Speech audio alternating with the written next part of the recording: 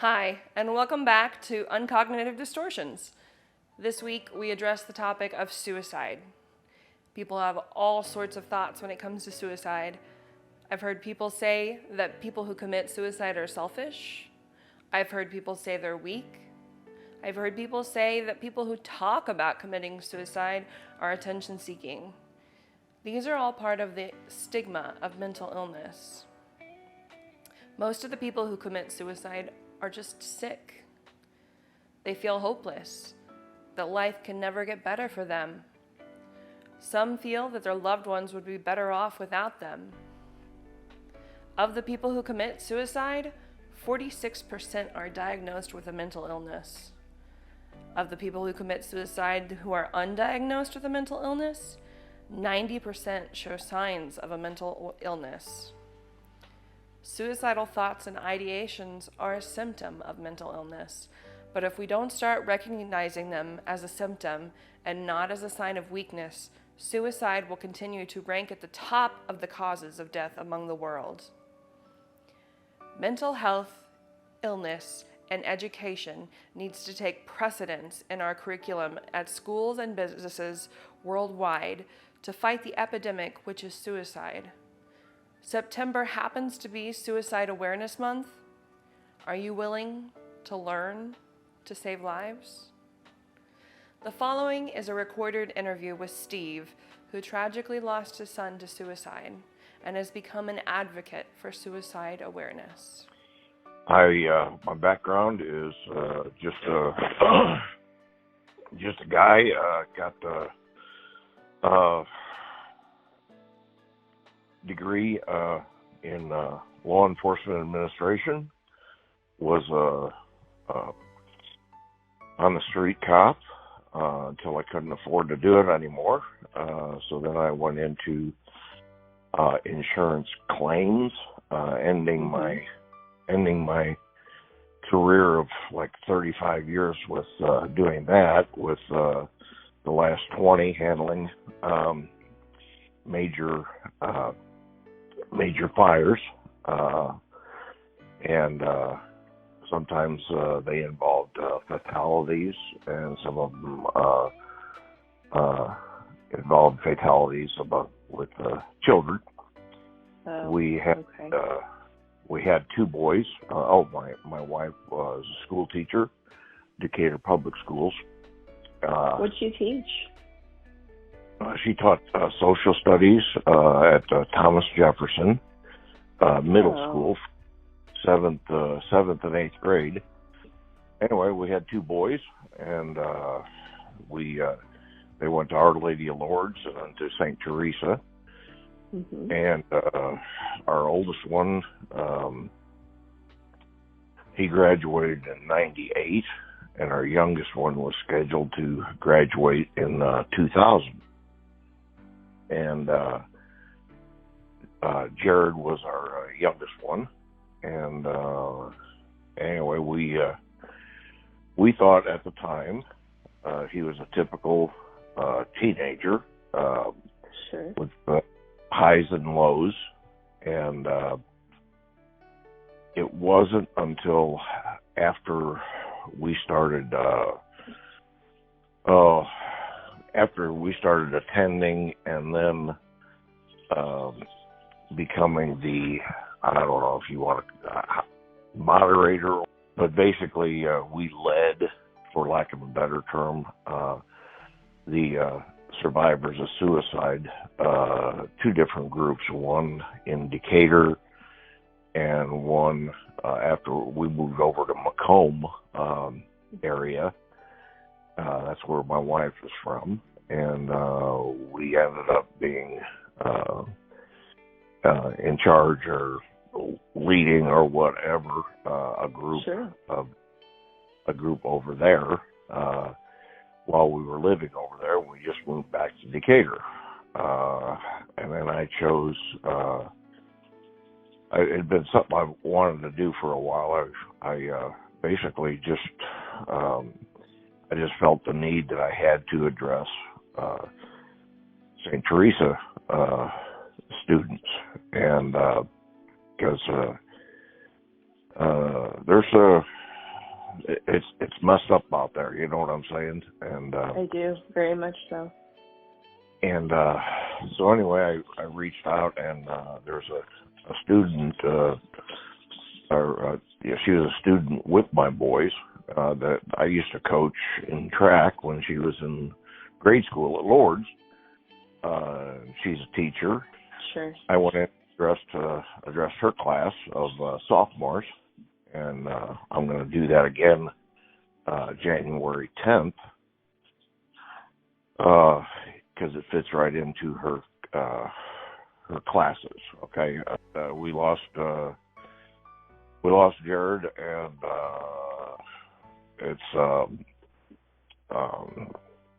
it's been interesting. Okay. Yeah. What was Jared like? Like, what was he into sports or music or movies or? Okay. Yeah, Jared was a football player, and that's all he wanted to do was play football. He had tried track and stuff, but that was more in grade school than it was in high school. After he got to high school, it was football. He completed his football career as a senior. And he was basically done with sports, and we never took him to a doctor because we never really thought that he was anything more than just an emotional kid, highs and lows. After the first 3 years after his death, it was a bad, it was just a real bad time. Had a real hard time with trying to function. Okay, but then things, with time they go a little bit easier, and we started seeing and hearing about this thing called bipolar. Mm-hmm. They hadn't even invented the word, I think, at that time. But then how can I say it? When these other survivors would describe their lost loved ones, we would look at each other and say, heck, fire, that was Jared to a T. And all those people. It's like they were talking about him. Yeah. I mean, and they started using this bipolar thing. I said, oh, okay. And then I talked to an actual sufferer of bipolar, and he explained to me that when you're up, you are up, and you're 10 foot tall and bulletproof. When you're down, all you have blinders on, and all you can do is focus on your own miserable being. Okay, and that's all you can see. You can't see how your actions may affect others. Sure. So he was an extremely loving kid. Okay, he was not an angel by any means, and I mean any means. He also was a protector of incoming freshman football players. Kind of took him under his wing. Oh yeah. I remember one kid, and this guy ended up going to Afghanistan and all that stuff, because all this was pre 9/11. Okay, and but anyway, this kid he took under his wing as he hadn't even started St. Teresa, and the kid looked like he was standing in a ditch. He was just a small kid. Jared always protected them. We didn't. We knew about him, but we didn't know about all the little kids there in the Catholic ghetto that would come come over to his house, and he would fix their or our house, and he would fix their bicycles for them. And I didn't know this until after he was already dead. And so I'm to describe him. Okay, again, he was a loving kid. He was a monster on the football field. I remember, one of his classmates and teammates earned a silver star. Anyway, I guess he was asked, and he was bigger than my son. He was asked by somebody one time, who is the only person that you would not mess with at St. Teresa, and he says Jared Woodward. Okay, because he says, I think he'd clean my clock, and I mean. But they were very good friends. I mean, it's just, right. It's just one. So you said that you think he was bipolar? That's what I think. But again, he was never diagnosed. Okay. Well, okay. I mean, yeah, and this just came out of the blue. We did find out later that. Leading up to his suicide, that he was telling his friends stuff like, you won't see me tomorrow, or you won't see me on Monday, I'll be gone, and just different stuff like that. And this was never reported to us, right. Okay, because he never told them, hey, I'm going to take my life, okay. Right. So I am not blaming the kids. Not, of course not. No. It's just one of those things. So yeah. But the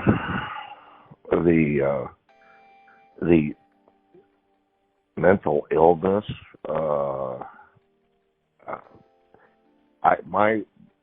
This is just a layman's opinion, okay? Sure. Is that he had to be mentally ill, because the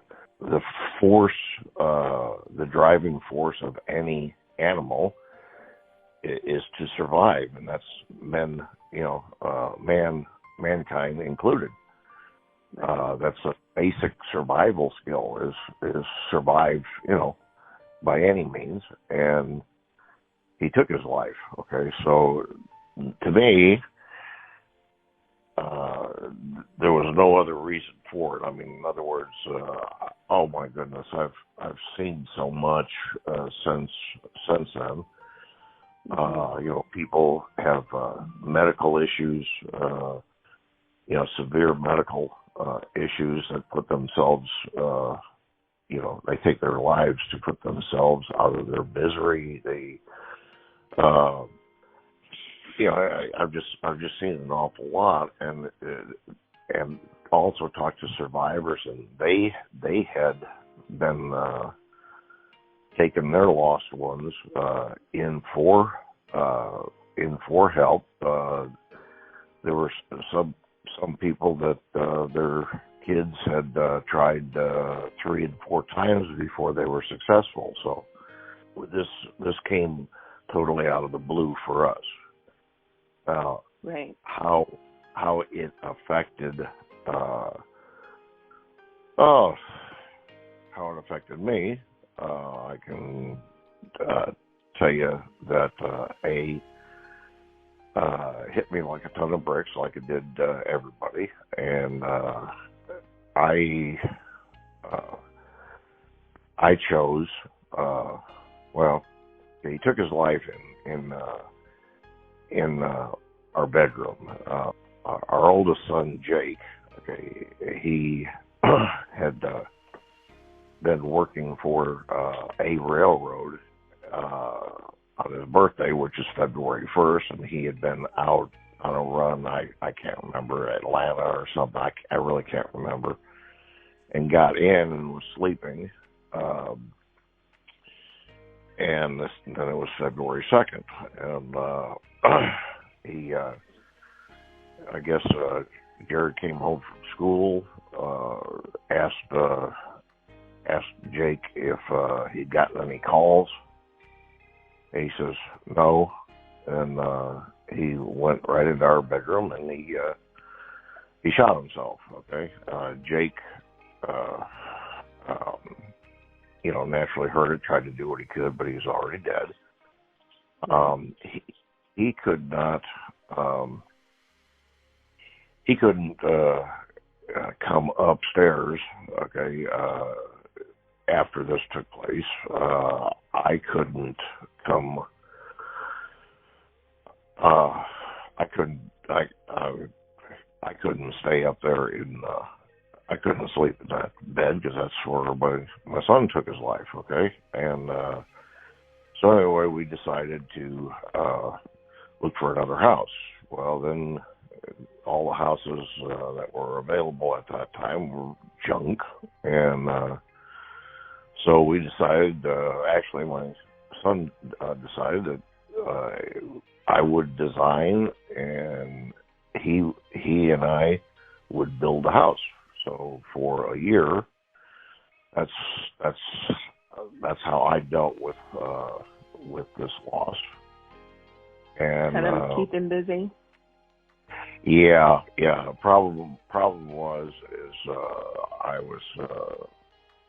I'll put it this way: I would have taken my own life. Okay, if I didn't. All I could think about was how much pain that I would cause, and that's why I did not. Okay, I was pretty messed up for about 3 years, and finally, my best buddy,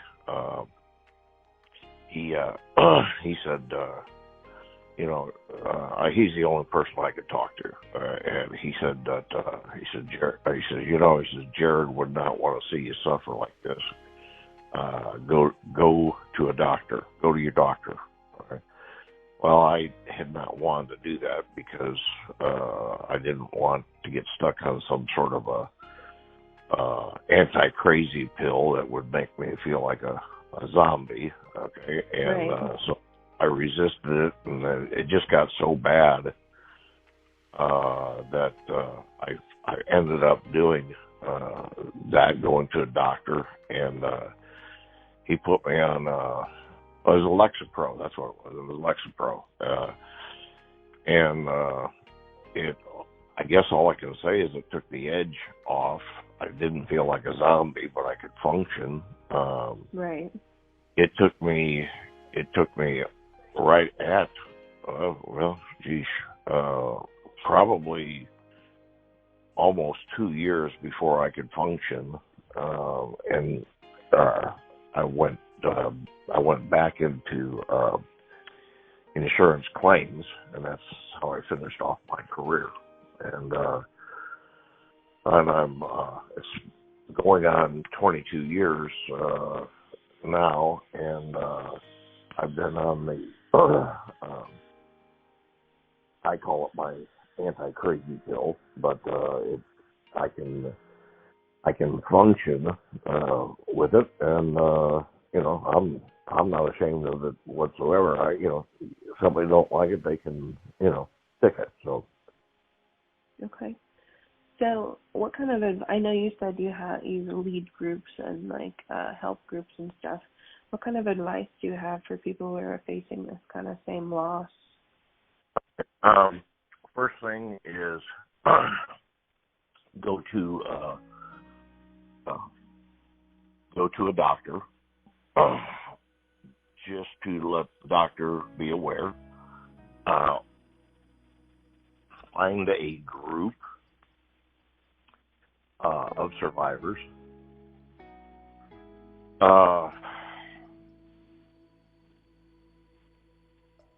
And you might have to travel, and it can be very hard, okay, to do this. But as far as I'm concerned, it was a lifesaver for me, and I ended up taking the position of a leader, and because the guy that was leader, he and his wife were moving out of state to get to be near another surviving kid of theirs, and he asked me to take over. Okay, and I said okay, and I've seen it either A, destroy a marriage, or B, make the marriage stronger. Okay, through the loss by suicide. Suicide is totally different. It's totally different. I was reaching out before I found this group. I was reaching out and attended some of the groups about loss of a child or loss of a loved one and stuff. But suicide is a totally different breed of cat. Okay, I would tell people that to expect extremely stupid questions to be asked of people. They don't mean to be rude, offensive, or anything, but I guess they just don't understand, and they don't. They have not been there, and they just don't know, and it's not. I remember being told that basically society gives you 90 days to get over the death of any loved one, and then if you go too long, then there's something wrong with you. Okay, grief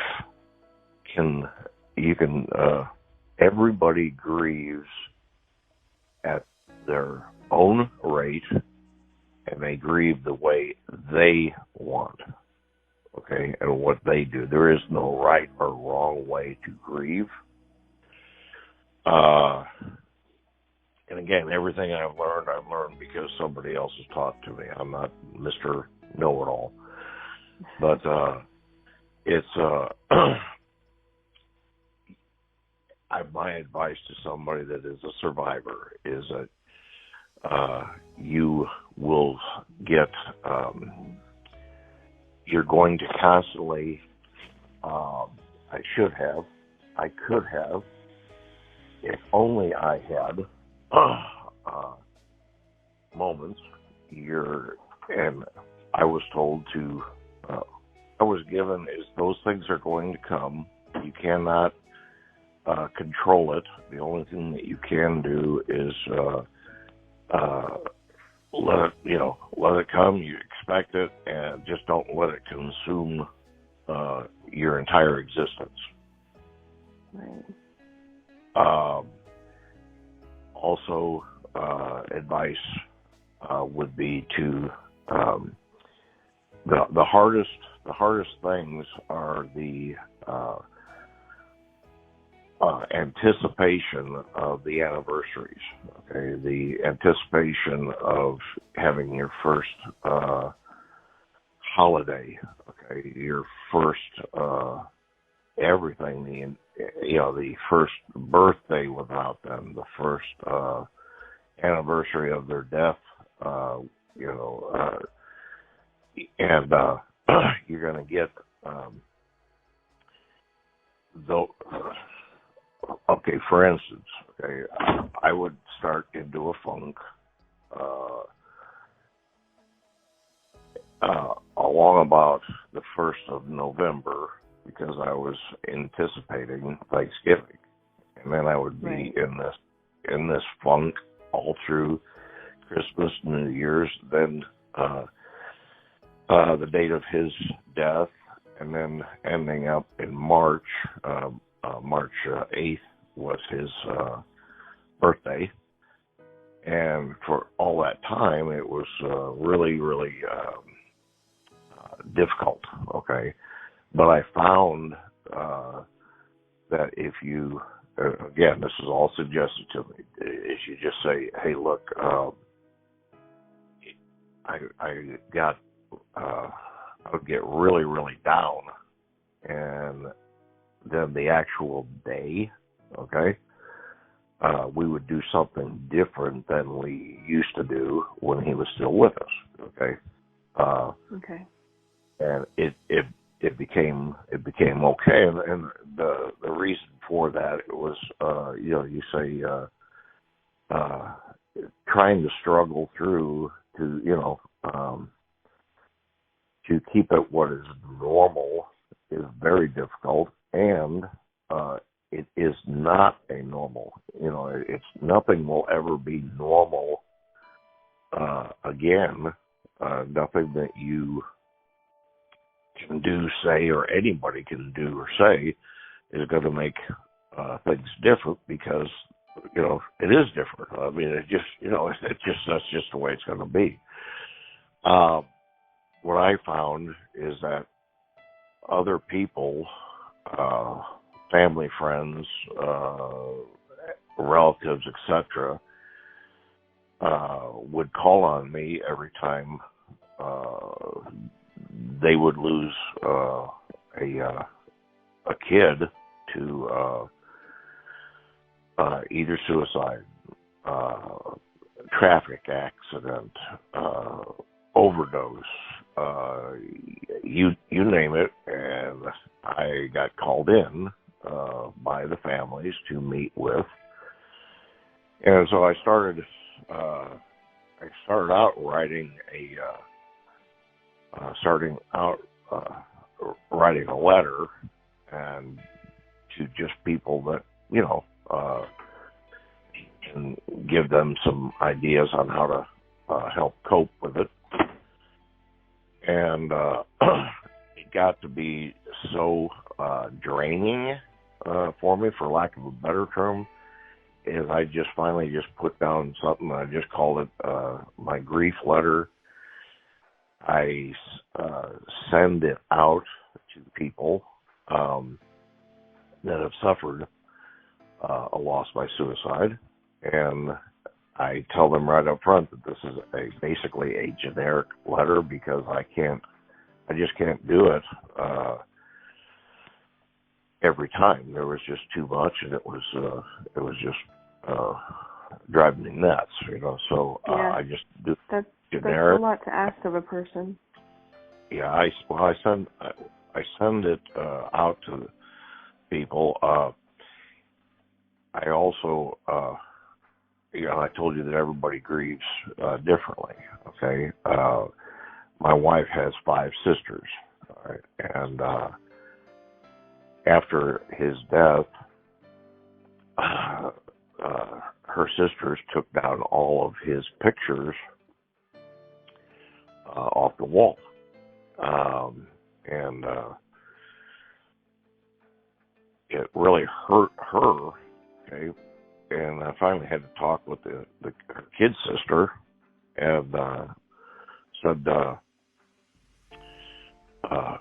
this was really bothering her. And said, well, we did this, and they never brought up his name. And so they said that they did this because they didn't want to hurt my bride's feelings. And I said, by doing so, I said, you are hurting her feelings. And I says, we're okay. But see, this is how they were grieving also, and also not wanting to hurt, their sister. So the pictures gone back up. We've laughed about all the crazy things he used to do. We still bring them up. It's not a taboo subject anymore. Right. I've had to talk through 2 different relatives out of taking their lives. I'm not Mr. Know-It-All. All I do is pass on what I've learned, and it helps. I know it helps people. I do know it helps people. And now this new thing that I'm trying to do, that's reach out to the kids, because I'm sick and tired. I am sick and tired of dealing with the survivors. Okay, I mean, I love them, and I do it, and I do it. I'll be glad to do it, but I'm so fed up with it. I don't. If I never saw another survivor, it'd be one too many. Okay, so I'm trying to reach out to kids. That pretty much wraps up the questions that I had. You gave me a lot of really good information. I just think that people hearing from a survivor of somebody who has completed a suicide will make it a lot more real for people, because they don't know how to empathize with that kind of situation. And understandably, I encouraged those kids to do a couple of things. Talk to their parents, talk with each other, and watch out for each other. After interviewing Steve, I want to share some of the insights I derived from our conversation. If you become a survivor of a loved one's suicide, you need to find help. Find someone to talk to, a group of survivors, a trauma counselor. You can't suppress it down and hope it goes away, because it won't. Don't be afraid to talk about suicide and share facts and stories. People don't often understand suicide because they can't empathize. By addressing this vicious beast head on, you're helping people understand and empathize. Some common signs that someone is considering suicide: apologizing or making amends with people, telling people goodbye or that you won't see them again, isolation, expressing feelings of hopelessness, being sad or moody, or giving away prized possessions. Don't ignore these signs. You could save a life. Isn't that worth your time? Remember, you are not alone. There is hope for recovery. Labels are for jars, not people. Mental health is health. And if you're considering harming yourself, I implore you to reach out for help. It could save more than one life. This world is dark enough, and we need your light.